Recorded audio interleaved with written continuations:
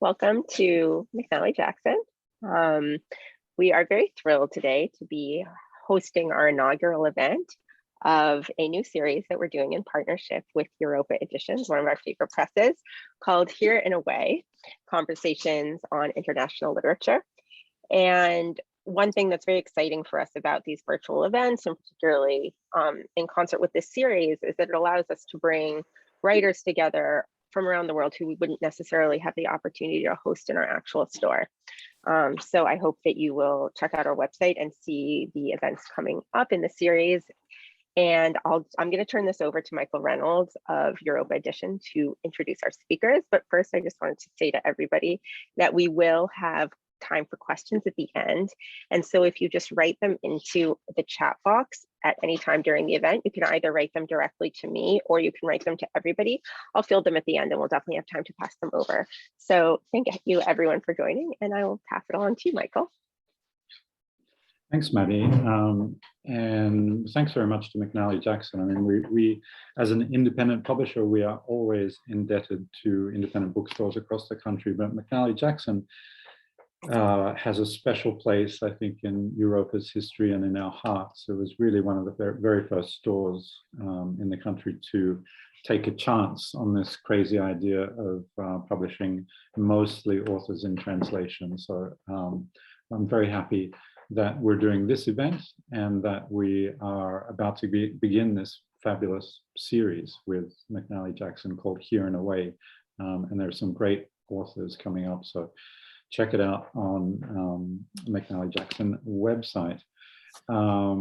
Before I introduce our two speakers today or tonight, depending on where you are, I just wanted to introduce Lilia Pino-Luin, who will be Domenico Starnone's voice in English tonight, today. We've worked with Lilia often in the past on many events, many of them with Domenico as well, and she's really the best in the business and a wonderful person to work with, and it's a pleasure to have you with us again.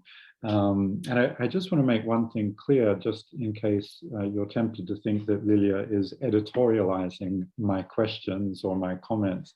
I have asked Lilia to translate for Domenico only, the kernel of my questions, so that we can keep the conversation flowing throughout today's event.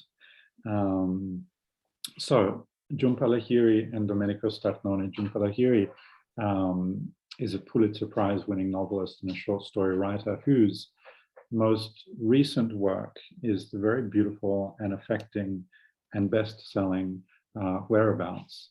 Jhumpa is also a translator whose translations of Domenico Starnone's Trick was a finalist for the National Book Award. And whose most recent translation is the very beautiful and very affecting and best-selling Whereabouts, written by Jhumpa Lahiri. Jhumpa's forthcoming book, about which we'll spend a little time talking tonight, is called Translating Myself and Others. And it's going to be available this middle of May 22nd, if I remember correctly. And of course, you can pre-order it at McNally Jackson, if you so choose. Domenico Starnone is the winner of Italy's best-known literary award, the Strega Prize, as well as many other Italian and international prizes. He has been called Italy's greatest living writer. And beginning with Jhumpa Lahiri's translation of Ties 5 years ago, his international reputation has been soaring. Ties was a New York Times Notable Book of the Year, a Sunday Times and a Kirkus Review's Best Book of the Year, and it was also the winner of the Bridge Prize for the best novel. His next novel, Trick, as already mentioned, was a finalist for the National Book Award and described by Garth Greenwell as a fantastic, savage, and profound masterpiece. Starnone's latest book, Trust, which I have here and which we're all gathered together today to talk about, was described by the Financial Times as electrifying and by the LA Times as a short, sharp novel that cuts like a scalpel. to the core of its characters. Starnone recently wrote the introduction to the 20th anniversary edition of Jhumpa Lahiri's groundbreaking debut collection, The Interpreter of Maladies. What I hope is clear from this sort of overly long introduction is that this is no ordinary author-translator collaboration that between Domenico and Jhumpa. There is, I contend, a unique sort of creative engagement between these two artists, these two authors, between creator and interpreter, between originator and iterator. So I wanted to begin a little bit by having both authors supply a little bit of background about that relationship, how it came about. So Jhumpa, I'm going to ask you first, how did this meeting happen between you and Domenico, between you and Domenico's work, and how has it evolved over time? Thank you so much. Thanks, Michael. And I'm so happy to be together in whatever way we can to celebrate Domenico's latest book in English. And thanks so much to McNally Jackson. I wish we could all be sitting inside, but it will happen with the next book, I hope. Yeah, how did we meet? Well, we met thanks to an apartment building where I happened to be living with my family in Rome in 2012, almost 10 years ago. And my children were young enough to need a babysitter at the time. And so we befriended a family on the upper floor with a daughter who looked responsible and would come down from time to time to look after our children. And she happens to be the daughter of Domenico's brother-in-law. And so Domenico's brother-in-law and his wife invited my entire family, including my mother and father and sister who were visiting from the United States, to their Christmas lunch. And that's where I met Domenico and his wife, Anita. And we started chatting and became friends over the years. And so I was curious about his work, and I started reading it quietly without really telling him very much. But I started reading him. I read Via Gemito and some other things that I got my hands on. And then he wrote, while I was still living in Rome, he wrote Lacci, which became Ties. And I remember at that point, I read it and I was friends enough with him to write him right away. And I said, I just read it and it's so beautiful. And I remember saying to him at the time, if I were to translate something out of Italian, it would be this book. And it was to be, because the following year, that book won a prize here in the States called the Bridge Prize, and the prize involved a translation into English. And so Domenico asked if I would translate it. And so that was when our writer-translator relationship began. But there was quite a nice period of developing our friendship before that. Mm-hmm. And now there are two parallel tracks. A creative collaboration born on a Christmas Day, if you will. Yes, a gift. It was a gift. A gift. It really was a gift. Domenico Starnone, the experience of being translated and perhaps the response of readers to your work in that other language, it has got to be a kind of mirror, a new place, a new way of seeing yourself and your work. And I'm curious to know sort of what your response has been to your readers and how they've responded to your work in English in Jhumpa's translation. How has that experience been for you? Domenico, la mia domanda si riferisce alla tua esperienza nel vedere la tua opera tradotta e vedere la risposta dei lettori nell'altra lingua, che costituisce una sorta di uno specchio per te, un nuovo modo di vedere te stesso e il tuo lavoro. Dunque mi interessa capire com'è stata la tua reazione rispetto a quello che i tuoi lettori in inglese ti dicono, come hanno reagito i tuoi lettori che hanno letto la versione di Jhumpa in inglese del tuo lavoro, com'è stato per te?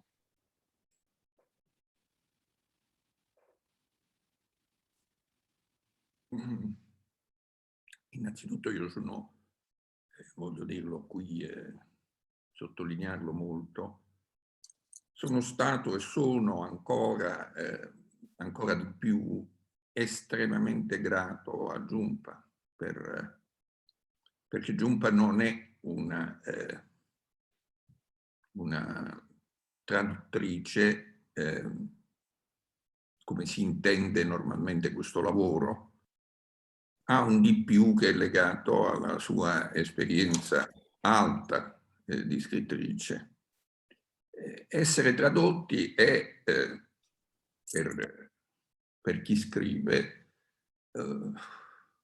in particolare per chi scrive in italiano, che è lingua che nella sostanza si parla solo in Italia e nel Canton Ticino, piccolo stato svizzero. Essere tradotti è come se uno lanciasse. Le parole hanno già dentro di sé uno slancio nella lingua in cui nascono, ma quando la parola viene potenziata da un traduttore, una traduttrice, tra l'altro con una grossa esperienza letteraria, è come se facessero il salto con l'asta, cioè come se si slanciassero oltre l'asticella per finire in un territorio che chi scrive non conosce, in culture che non si conoscono. L'Arci è stato tradotto in inglese, ma è stato tradotto in altre 23 lingue. Sapere, cioè, che quello che hai scritto nella tua lingua, in un piccolo paese, per quanto importantissimo culturalmente del mondo, si allarga a questo modo in giro, oltre confine, è una grande emozione, per alcuni aspetti anche una grande angoscia. Nel rapporto con Jhumpa c'è un rapporto di amicizia consolidata, di stima, eccetera, e si ha l'impressione di finire in un territorio che comunque è familiare, perché passa attraverso un rapporto affettivo, un legame forte, ma quando si finisce in cinese o in arabo o in coreano è come se il libro se ne andasse per fatti suoi e non saprai mai niente di quello che è accaduto a quel libro, tranne qualche segnale che ogni tanto appare, tipo lo dico un po' per scherzare, la proposta di una casa produttrice cinematografica di Hong Kong che chiede di trasformare Lacci in una serie televisiva. Sapete, Lacci è un libro di 140 pagine, farne una serie televisiva è un po' una follia, però all'improvviso uno ha l'impressione di essere finito in un mondo non governabile e che non avevi messo in conto di raggiungere quando scrivevi.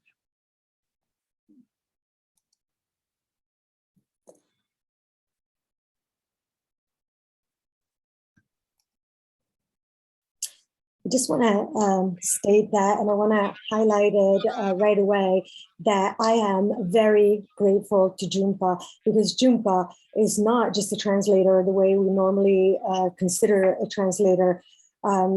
she does a lot more than that. And what she does is so deeply connected to the fact that she is such an accomplished writer. And so being translated for someone who is a writer, and in particular for somebody who writes in Italian, which is a language which, for all intents and purposes, it's all spoken in Italy and then in the Ticino canton of Switzerland, a really tiny Swiss canton. Well, it's as if a writer would throw into the world their words, and words, when they are thrown into the world, already have an energy in and of themselves in their own language. But when they are put into the world in that way, words are enhanced, and they're enhanced by the translator, and even more so by a translator with such a solid literary experience, such as Jhumpa has. It's as if these words were to do a pole vault. It's as if through this pole, they were thrust into a territory that the writer does not know, into culture that the writer is not familiar with. Laci Ties has been translated into English, but also in 23 other languages. And for me, knowing that what I wrote in my own language, and in particular, a language which is spoken just in a small country, even though a country with a lot of cultural weight, but just one country. And then all of a sudden it flies into the world in this way. Well, this is deeply moving. And in some other ways, it's also a source of great anguish. The relationship with Jhumpa, my translator, is a relationship based on a very strong, solid friendship. And with her, my impression is that I land in a very familiar territory, because it goes through a relationship based on affection with a close tie. But when one ends up being translated in Chinese or in Arabic or in Korean, it's as if the book would go out on itself, and you will never know anything about what happened to that book, apart from a few signals here and there that bubble up every now and then. And I just want to share the story, almost in a joking way, but we received a proposal from a production company, a TV production company based in Hong Kong, and they reached out to us because they wanted to turn Ties into a TV series. Now, it's a book which is 140 pages, and to turn that into a TV series seems almost crazy. So basically, my work takes on a new life, which is not governable, and it is not something that I had taken into consideration when I was writing it. There's a lot of language coming at us right now, right? In the public, a lot of languages and a lot of language. So I just wanted to ask a quick question about language to Jhumpa. And well, I realized, Jhumpa, that you've written one book. Maybe this new book could be considered also a book about your relationship to Italian, or your relationship to language. Perhaps from a certain point of view, all of your books are about the relationship to language. But I'm wondering, first of all, if you could give our audience a summary, if that's possible, of that relationship to Italian and what drew you to Italian. And I'm especially interested to know how Italian looks to you today. Does it seem as if it's a language that's become more comprehensible, more controllable, or has it sort of expanded in its connotations and become a bigger language than it seemed before you started to study it with great intention, I suppose? It really is hard to answer this question at this point, but I'll try to provide some salient points. you know, I started studying Italian because I was doing a doctorate at Boston University, and I was writing on, among other things, Italian architectural theory in the Renaissance, and so on and so forth. And so I needed a third language to add to my, you know, languages I was competent in. So I had French, I had Latin, and I needed another language that would make sense for my scholarship at the time. So I studied Italian enough to pass an exam and to, you know, be able to read some basic texts in Italian, you know, really along the lines of sort of titles and, you know, decoding very basic information. But that was, so technically that was the first engagement with the language, but something began to happen, something very, very slow and very mysterious. And I can only say now, in retrospect, that it felt like a calling, the way writing has been a calling, the way now translation feels like a calling, something one must do, something one must understand better, something one must form a relationship with. And so to narrate the vicissitudes of that would, well, I tried in Altre Parole to sort of recount that growing attraction to the language, not knowing why, what the rational purpose was, but that's the best kind of experience, really, when something calls to you and there is no practical reason behind it. It's coming entirely from you. And so my Italian learning went through so many iterations over time, levels of competency. And it really, you know, from say the age of 25 or so, which was probably when I first took an Italian 101, you know, course, to the decision to move to Rome with my family 20 years later at the age of 45. That's a long time to add bit by bit by bit a little bit of, you know, a bit more in understanding. But the desire to have a relationship with Italian began to, you know, it took hold, and then it sort of took over. It took over my life.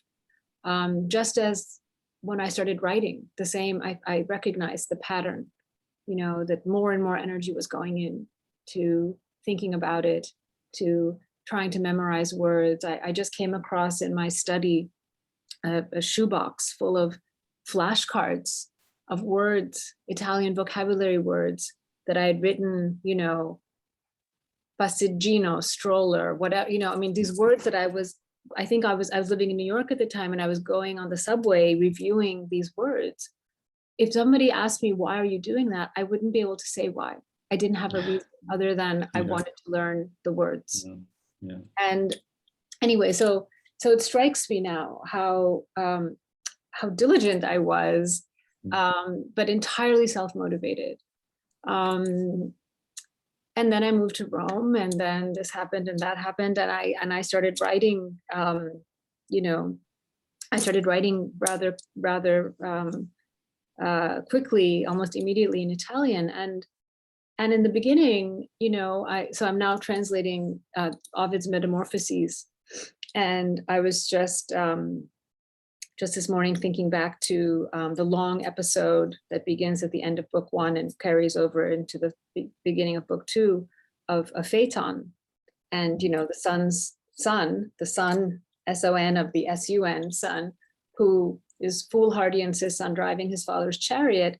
And he's, you know, Ovid describes this incredible, tragic, in his case, journey of trying to hold the reins of this chariot He's determined to do it, but he's veering dangerously close. He's burning the landscape, and eventually it's a dark tale, and he lives on in an epitaph. My story was, has happier ending, but it felt like that when I started writing in Italian. It felt that I was trying to handle something, and I was so terrified that I couldn't control it. It was a language. It was so complex, and as a writer, how could I possibly make it go where it needed to go? How could I possibly illuminate, anything, a thought, an idea, in a new language that wasn't part of my upbringing, wasn't part of my personal life in any way, really, for most of my life. So there was that element of intense sort of risk, and danger that was involved. But something drew me to it, and like Phaeton, I think I was also, very determined to drive that chariot, and that was the feeling then, in the early years of this experiment.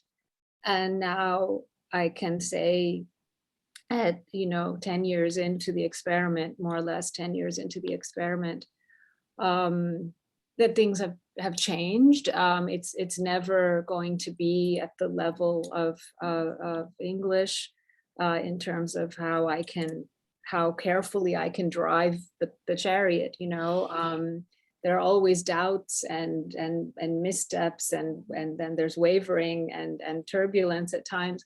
But is that part of what attracts you? I think so. I mean, I think it's because it's leading me into a new direction, and it feels more illuminating to me, to stay with our metaphor of the sun. And I think what's happened now, I mean, it's very interesting, because what drew me into Italy, the country, the geography of Italy, was my desire to deepen and really understand and know the language and speak it better and all of these things. But now that linguistic point of entry has given me an entire life in Italy, friendships, a sense of rootedness, place, home, all of these things, a new home, a new set of new points of reference, new coordinates, a new center of gravity, right? A baricentro, really new. That then takes me back into my writing. Now I'm aware that there's a kind of a second round that's happening, because it's not so much about acquiring the words and memorizing the words and understanding how different syntactical formulations, how I can, I mean, I still do that, of course I do, but now I think it's more about how can this language take me deeper into myself and produce the writing I would have written in English in any case, I think. Domenico Starnone, we have been talking about these three books that I have here in front of me, Ties, Trick, and Trust. What do these three books share? What do they have in common? And I guess what makes them different from the many other books that you've written throughout your career? Domenico, abbiamo parlato di questi tre libri, Laci, Scherzetto e Confidenza. Che cosa hanno in comune questi tre libri e che cosa invece li rende diversi dagli altri libri, che sono tanti, che hai scritto nell'arco della tua lunga carriera?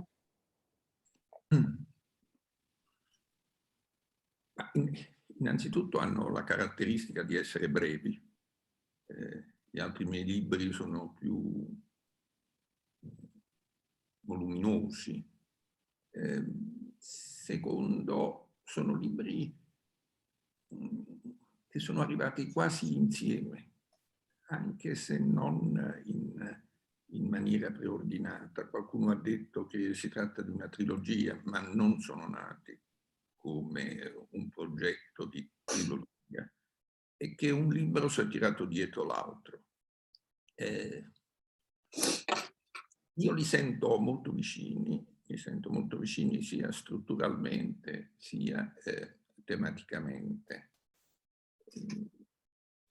Se dovessi pensarli come un insieme, direi che sono una specie di...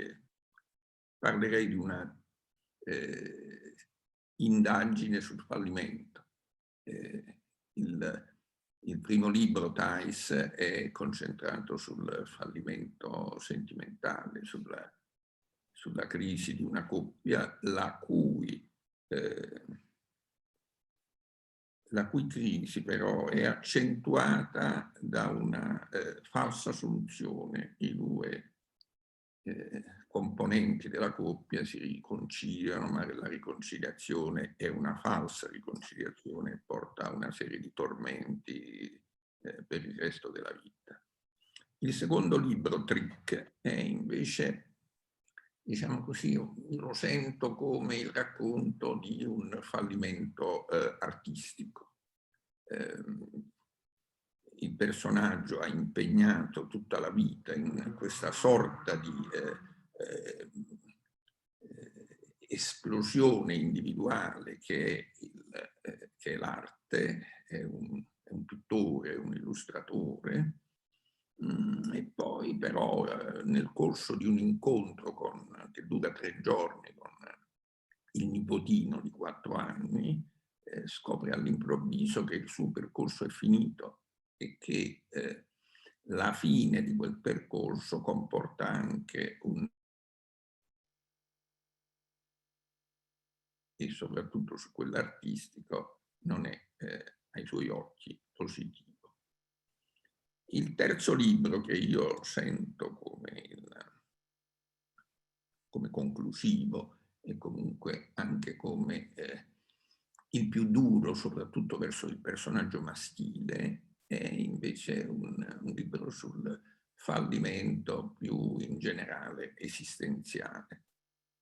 Il personaggio maschile ha impegnato tutta la propria vita su un'idea di sé che non coincide con la realtà, come scopriremo poi quando lo guarderemo con gli occhi di 2 donne importanti della sua vita.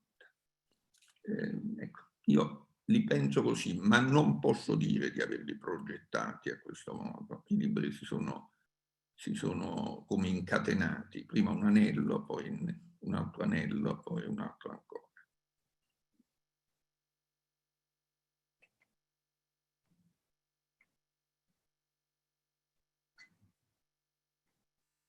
First of all, they share the feature of being short. All of the other books I wrote before that were a lot longer, more voluminous. Second, they are books that arrived almost together, not in a ordered, pre-decided way, even though some people said that they can be considered a trilogy, but they were not created as part of a grand scheme where they were meant to be a trilogy. Let's say that each one of these books sort of pulled the other one in. I feel that they are very close to each other, both structurally and thematically. And if I were to conceive them as an ensemble, I would say that it is some sort of investigation on failure. The first book, Ties, focuses on sentimental, emotional failure. It is a couple that undergoes a deep crisis. And this crisis is enhanced by a fake solution because the two partners find a reconciliation, but it is a fake reconciliation, which then leads to all kinds of other issues and torment for the rest of the partners' lives. The second book, Trick, the way I perceive it is the story of an artistic failure. This the protagonist is a man who was deeply committed for all of his life to the pursuit of his artistic passion. And he was a painter and an illustrator. And then over the course of an extended stay with his grandson, which lasted 3 days, a 4-year-old grandson, all of a sudden it dawns on him that his artistic journey is over and he has to tackle all of the suffering that that entails, especially in terms of his artistic journey as such. And that doesn't end well for him.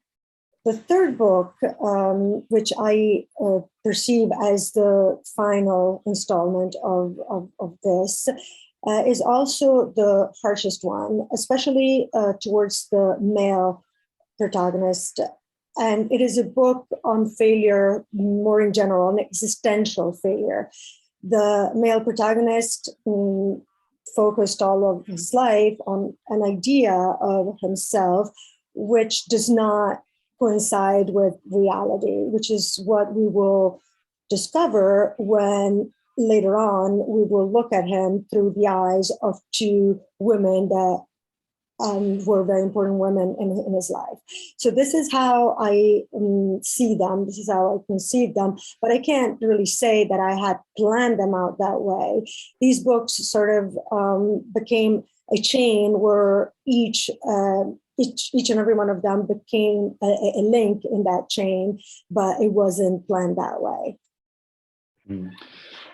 Trust, the most recent of these 3 books, may have the greatest opening since Gregor Samsa woke up as a cockroach. On page 2, I think, we hear from Pietro, a teacher, and Teresa, a former student. They're involved in a passionate and tempestuous affair, and they fight and they break things and they suffer.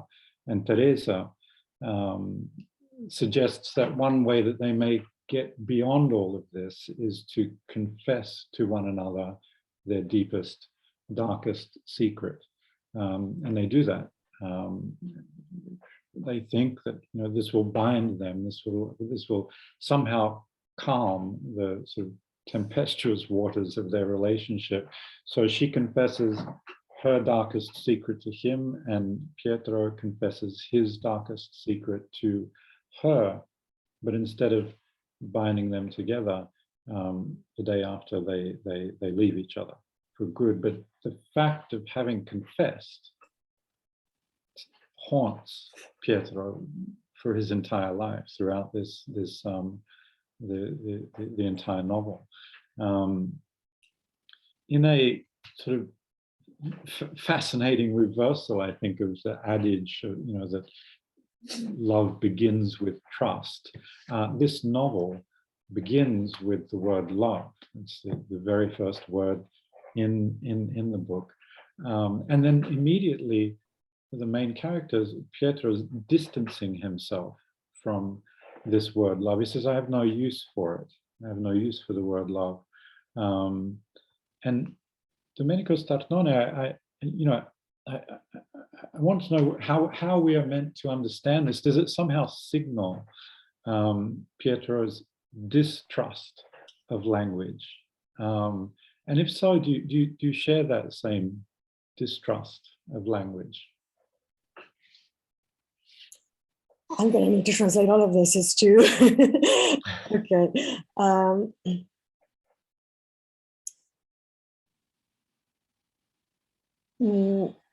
A pagina 1 sentiamo Pietro e la pagina 1 conosciamo Pietro e è coinvolto in un rapporto sentimentale con una ex studentessa, e è un rapporto sentimentale molto pieno di passione, molto tempestoso, e che poi arriva a una rottura che porta a tanta sofferenza.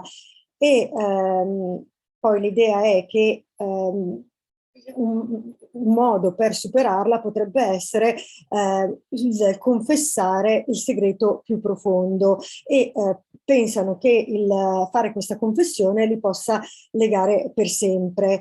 Dunque c'è questa confessione reciproca e che poi tormenta Pietro per tutta la vita. E questo sconvolge quello che è la concezione classica del rapporto tra verità e fiducia, cioè si pensa che si debba sempre partire dalla fiducia, tradizionalmente invece qua è un po' il contrario. E c'è la parola amore che è la prima parola del libro e vediamo che Pietro prende subito le distanze dalla parola amore, dice a me l'amore non serve. Dunque quello che voglio capire è come dobbiamo interpretare tutto ciò e questo indica una sorta di mancanza di fiducia di Pietro nei confronti della lingua, perché dice che la parola amore non gli serve. E tu condividi questa sfiducia nella lingua?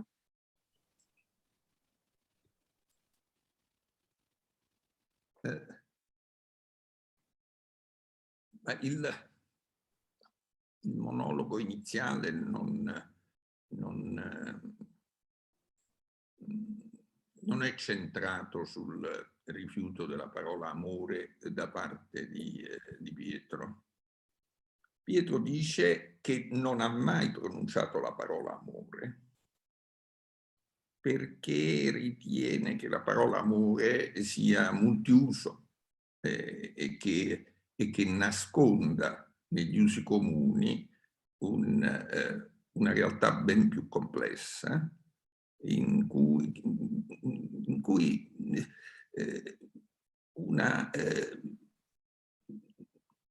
un affollarsi di sentimenti contraddittori che oscillano tra il bene dell'altro e il desiderare il male dell'altro, che oscillano tra, come si dice da un bel numero di secoli, tra amore e odio. Ecco, se si esclude la componente di violenza, di sopraffazione, di odio, che è comunque interna alla parola amore, dice Pietro, che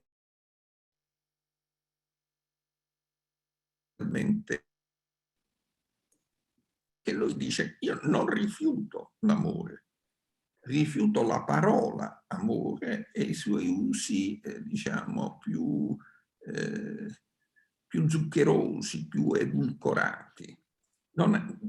Quando i lettori hanno affrontato questo testo, diciamo che la prima cosa che qualcuno di loro mi ha rimproverato è aver cominciato con questo lungo monologo sull'amore e poi non averne più parlato, cioè,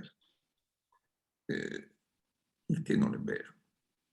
Cioè, quel monologo introduce all'amore così come lo ha sperimentato Pietro con Teresa, cioè un conflitto permanente, un bisogno violentissimo l'uno dell'altro e una durata del rapporto che va avanti, almeno nell'ottica di Pietro, anche quando il rapporto si interrompe. Non è quindi sfiducia nella parola amore, ma è constatazione che la parola negli usi comuni può essere molto parziale.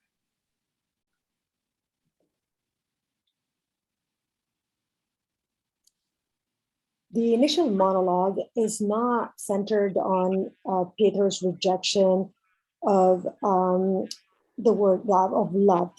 Pietro says that he has never spoken the word love because he believes that the word love can take on many meanings, and in the commonly used meanings, it hides a much more complex reality where there's a crowding of contradictory feelings which go between wanting what is best for the other and wishing ill on the other. And we've been talking about that for a good number of centuries, you know, the conflict between love and hate. And by interpreting it the way commonly do, we are excluding a component of violence, of wanting to take over the other person, of hatred, which is indeed part of word as such.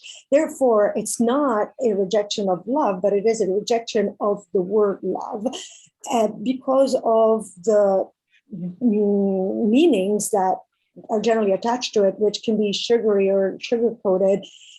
And a lot of the readers that read this book early on told me, reproach to me is that I started off this long monologue on love, and then I didn't talk about it anymore. And I don't think it's true, because that monologue introduces us to love the way Pietro experimented it with, or experienced it with Teresa. That is a permanent state of conflict, a very violent need for each other, which was so throughout their entire relationship, but in particular from Pietro's point of view, even so after their relationship was over.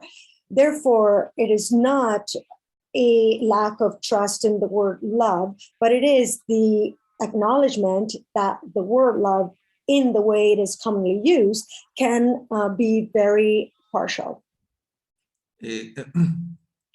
Circa poi la parola confidenza,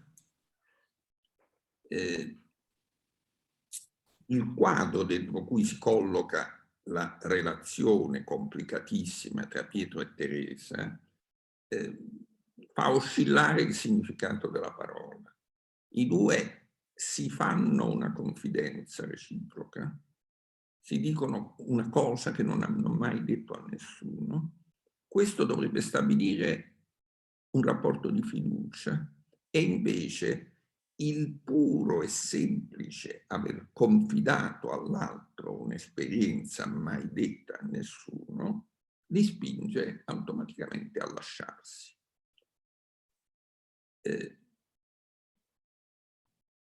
Il rapporto di fiducia che si instaura con la confidenza è come se all'improvviso diventasse un buon motivo per interrompere la relazione. Per spiegarsi questo comportamento bisogna scivolare lungo tutto il racconto per capire che tipo di persone sono Pietro e Teresa.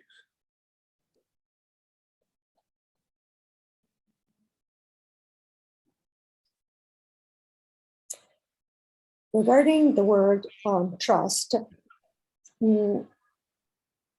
what we discussed needs to be based on understanding the very complicated relationship between Pietro and Teresa. The two of them confide in each other. Confidenza is the title in Italian, working on the root of confiding. And they tell each other something that they'd never shared with anyone else. And this was supposed to establish a relationship of trust. And indeed, the sheer fact of having confided in each other and having shared an experience that they had never shared with anyone else automatically pulls them away from each other. And the relationship that started based on this sharing of trust, all of a sudden becomes the very reason why this relationship is over. And in order to understanding why this is so, one needs to slide over the entire length of the tale to fully understand what kind of people Pietro and Teresa are. Jhumpa, one of the words that you focus on, that you concentrate on, that you discuss in the afterword to trust is invece. The word probably most easily translated as instead in English. And for you, trust, as you say in that afterword, is a book about probing and prioritizing substitution. It's about substitution. I'm wondering if you could talk a little bit about that word, invece, instead, and this idea of substitution and trust. Yeah, I mean, I think we were already talking about it, because, you know, when Domenico is talking about this tension between love and hate, which we can go trace back to Catullus 85, you know, odi et amo, it's that conjunction of it's both. And I think one of the things, and Domenico also used, as he was talking about in his last response, he used this verb in Italian, scivolare, which I think to slide into, slip into something else, meaning in Domenico is always sliding into something else. And I think he is I mean, whether consciously or unconsciously, but as his reader, as his translator, I see him gravitating towards these words and these moments, actions, everything from the syntactical to the sort of broader plot level. There's this precarious nature of things that seem to be one thing and then are quickly sliding into being in something else, slipping. There's a sort of slippage all the time in his work, which is what I now across the 3 books, I am very attuned to this pattern, or this, again, whether it's conscious or not, I cannot say, but I detect it. And so I think this word invece, which is, you know, we translate it as instead, it's that other alternative that is constantly complicating the sort of coherence of meaning, the coherence of language, the coherence of storytelling, the coherence of life itself. You know, we can think of it as on an existential plane as well. And Domenico brings this breadth and depth to his work, as incisive as these novels are, as brief as, you know, as quickly as they slice through time, and just the sheer density of them. There's this an expansive nature, and it's because he is constantly sort of circling around that moment where something will slip into something else, you know, and that is invece, and that is contributing to a sort of inherent fluidity, I think, in his writing, and fluidity of identity in particular. We see this in very much in all of the novels, you know, especially in Scherzetto, where the protagonist is so many different people, right? And he's sort of battling with his various identities and his past identities, and the identities he didn't become, the identities he didn't assume but thought about. And, you know, so in that novel too, we see, you know, this very intricate play of slipping and sliding, of meaning and of potential. So that's why I was so struck by the word invece in the novel as I was translating it. Is one of the things I typically do when I translate Domenico. I try with Ovid now too, but is I read out loud, you know, so I'll read a sentence or a couple of sentences out loud, I listen to them, and then I translate them. And so even more when one is reading out loud and hearing, I kept hearing invece, invece, invece. And so I started to trace them, and then we ended up counting them, you know, to see how many times. And then I looked into the word, you know, and it has a Latin root, of course, as so many. I mean, let's just remind everybody that Domenico is so aware of, steeped in ancient Greek and Latin literature. He knows this literature, he knows these languages, he knows how they work, he knows the complexity, you know, he knows every poem by Catullus.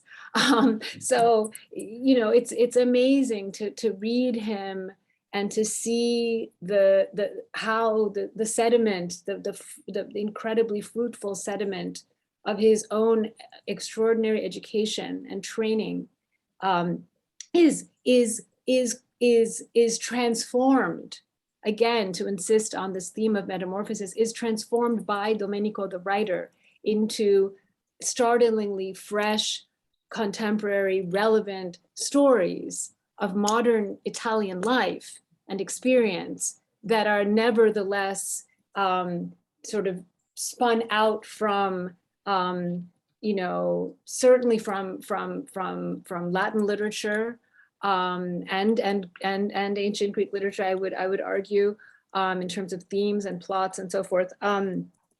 So yeah, I felt that this word invece was the key for me to understanding how this novel kept switching or suggesting that there was no that there is no coherent meaning to anything, and that there's always a sort of alternative that's right here, right behind your shoulder, you know, that can just come over and twist things around, and create, you know, sort of these turns, because you know, the word in Latin, it's tied to this, you know, the idea of turning, and that's what's happening in this novel. It's a novel of turning. Things are turning into other things, or potentially could turn into other things. Thank you. I have left far too little time for questions, but I know that a few have come in. So Maddie, yes, there you are. Shall we have them? Yes, let's have them. We'll go a little bit over. I certainly don't mind.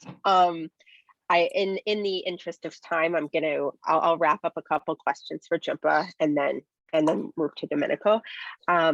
So for Jhumpa, we have first from Robert. Given your pre-existing relationship with Domenico, do you ever consult with him during the translation process for clarification of his concepts or meanings? And then from Akil, we have, how, if at all, is your relationship with Italian mediated by brownness or multiple migration? Does South Asian identity take on a different meaning in Italy and Italian versus the United States, UK, and English? And then was followed with a nice note that Interpreter of Maladies instigated their serious relationship with literature and the lowlands, also very important to them. And then there were a few kind of similar questions about whether or not virtual technologies help or heed language learning in your opinion, or if there was a way that you learned language that felt the most important or sort of functional to you. So those are three different questions from the same person? No, sorry, those are all the questions, all from you, all from different people, but I thought I'd wrap them up. And so I can just answer any of them? Yes. Whatever. Well, I remember the first one, which is, do I ever speak to Domenico about translation issues? Sometimes I do. Yeah, I try to save things up. I mean, normally when I'm translating, I'm not living in Rome. I've translated all the books here in Princeton, New Jersey, actually, and in Brooklyn a little bit as well. And so occasionally I'll send him a message on WhatsApp. Once in a while, if we see each other, more in the editing process, if there's really a question about something, I will, we've talked out some things. We've talked about some dialect issues in Scherzetto.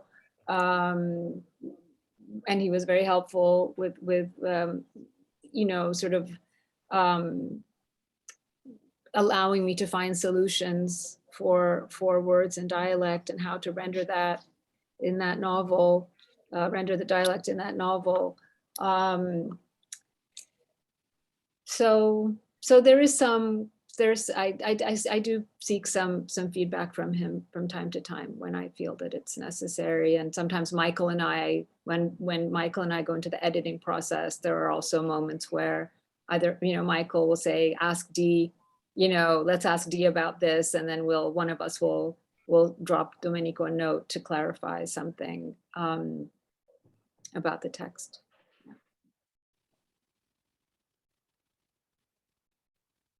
I can move to Domenico. I have a question from Devanshi. I was wondering if having 3 of your books translated into English affected your writing in any way. And I can't help but ask, in the context of your latest book, how do you see translation as a process of trust, confidenza, or love, a process between an author and translator or 2 languages confiding in each other? Mi chiedevo se il fatto che 3 dei tuoi libri siano stati tradotti in inglese ha avuto un impatto sul modo in cui scrivi. E poi pensando al tuo ultimo libro, mi chiedo, vedi la traduzione come un processo basato sulla fiducia o sull'amore o un rapporto tra l'autore e il traduttore in cui ci sono le 2 lingue che devono fidarsi l'una dell'altra?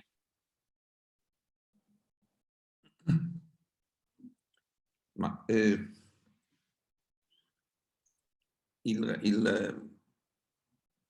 per chi scrive, per un autore, il essere tradotti è naturalmente fondamentale.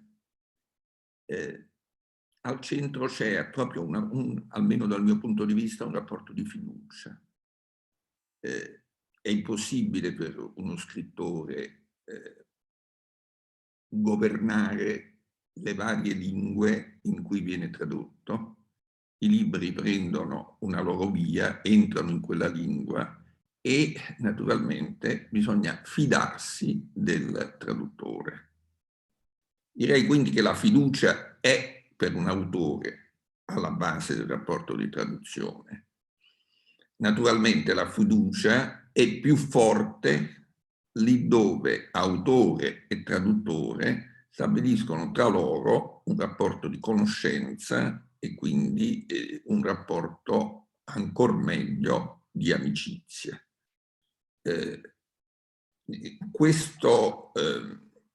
Quando il rapporto diventa più complesso, automaticamente lo scivolare da una lingua all'altra diventa ancor più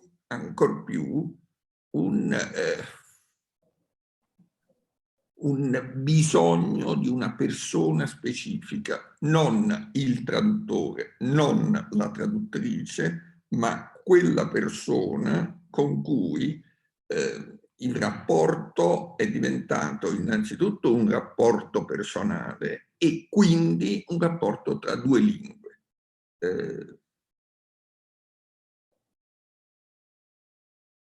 Sebbene io non sia in grado di leggere in inglese il testo di Jhumpa con la competenza necessaria per capire come il valore della traduzione di Jhumpa, io attribuisco alla traduzione di Jhumpa un valore molto alto perché attribuisco alla figura di Jhumpa che riflette sulla traduzione, che scrive, che è autrice, eccetera, eccetera, un ruolo importante, quindi una fiducia, diciamo, assoluta.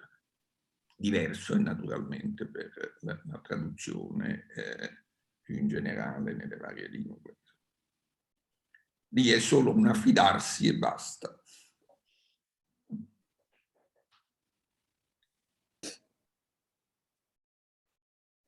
For somebody who writes, for an author, translation is, of course, fundamental. And at the core of it, at least from my point of view, there's a relationship of trust. It's impossible for a writer to govern the various languages in which their books are translated. Books take on a life of their own and enter into another language. And naturally, one needs to trust the translator. Therefore, trust for an author is at the basis for the translation relationship. Naturally, trust becomes stronger when the author and the translator have established between the 2 of them a relationship based on knowing each other, and even more so, even better, when they are friends with each other. When the relationship becomes more layered, more complex, automatically this sliding process between one language and the other creates a situation in which an author no longer just needs a translator, but they need that specific person with whom the relationship has become, first and foremost, a personal relationship, and therefore a relationship between two languages. I am not capable of reading Jhumpa's English texts with the skill necessary to fully appreciate the value of her translation, but I attach a really high value to it because I attach a really high value to Jhumpa, who's someone who reflects on the translation, who is a writer, who's an author. Therefore, this role takes on a whole new importance. It's at a whole new level.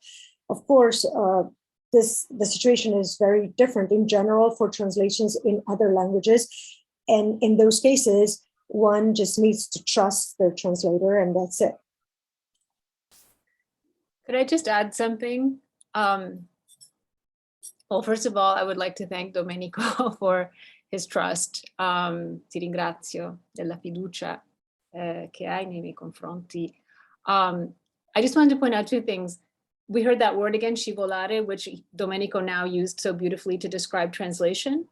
You know, that the process of translation is also a scivolare, this sliding from one language into another, which is so beautiful. I hadn't thought of that.